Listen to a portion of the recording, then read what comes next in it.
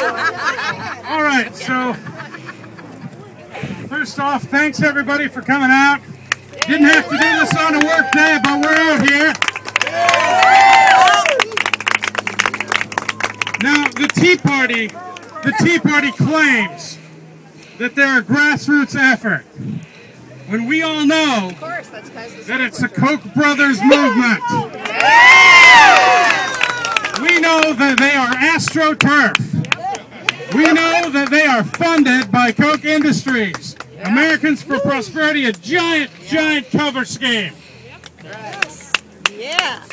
This budget that we're seeing here now from Governor Rick Scott, this is a budget by a billionaire CEO for billionaire CEOs. We won't take it.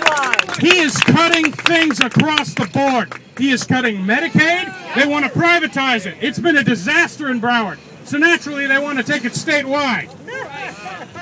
He is cutting school. He is cutting more than 8,600 teacher jobs in the state. 8,600.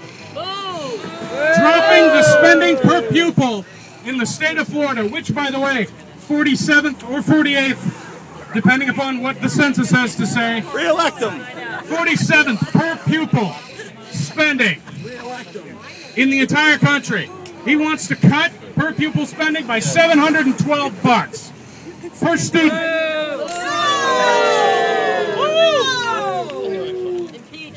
He wants to do all of this instead of closing out-of-state corporate tax loopholes. Okay? Not only closing out-of-state corporate tax loopholes would help us make up a budget shortfall, but removing some of the sales tax exemptions that currently exist that are in place for the rich. Let me tell you, if you buy a yacht in the state of Florida, your sales tax is capped at $14,000. It's true.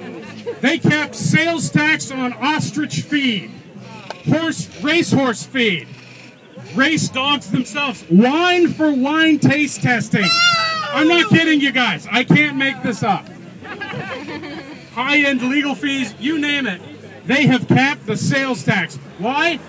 Because billionaires like that stuff. Billionaires, you know, all of us.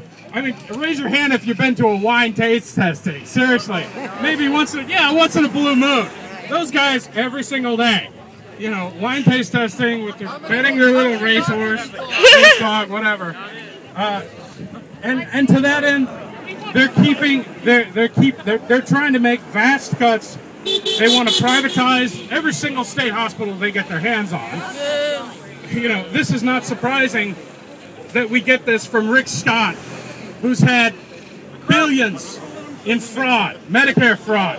I mean, we elected a fraudster in chief of the state of Florida. Dictator. Yeah. The simple fact of the matter is, all of these cuts, destruction of the Department of the Homeless, which sets up shelters and feeds homeless people. Bills mention Medicaid, the privatization of an item, privatization of any program means we're transferring it to profit. Well, we don't run the military that way. We don't say, well, gosh, the military better make a profit or it isn't working. Yet we're secure. So the reason behind his push to privatize is so he can pay back his buddies. He's looking to pay back those billionaires who put him in office. And we have to stand up against this budget, this irresponsible, destructive budget. It is shameful. Rick Scott he's perpetrating a shame on the state of Florida, and it makes our state less attractive to workers, to people who might want to come here to go to university. It's like cutting your advertising budget if you're a business. I thought this guy was supposed to be big on business, but apparently he's not. He's running us into the ground here. So the thing to remember, when your friends ask you about what Rick Scott is doing, you tell them plainly, Rick Scott destroys jobs. Rick Scott destroys jobs. Rick Scott destroys jobs. Rick Scott destroys jobs. Rick Scott destroys jobs. Rick Scott destroys jobs. You tell your friends that. You tell tell them that, and you tell them come November 2012, vote all those Republicans, vote all those neocons out. You tell them that we will not suffer the kinds of deep cuts to education, unions, state workers.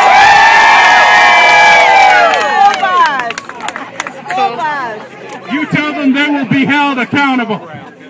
Woo! Thanks.